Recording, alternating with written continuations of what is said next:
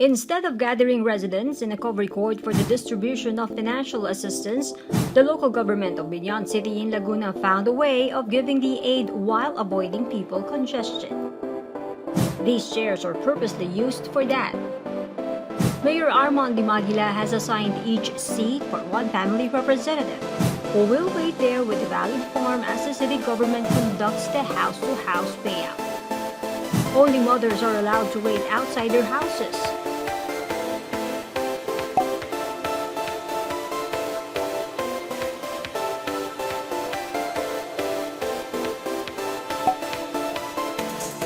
She must carry the ECQ Ayuda form and must also have a family groupie photo in her cell phone.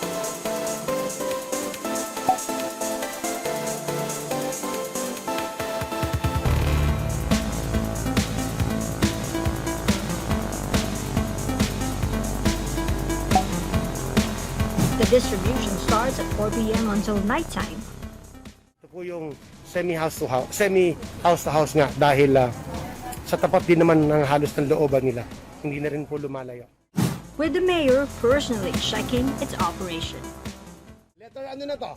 F. F. Isa na lang. Napakasarap naman. Mabilis. Mabilis. Magandang gabi po. Ayan. Napakabilis. Ayan. Ayaw po. Oo. Ayan. Ang problema ho bukas, panukli. Wala hong panukli bukas. Ang mga nagtitinda.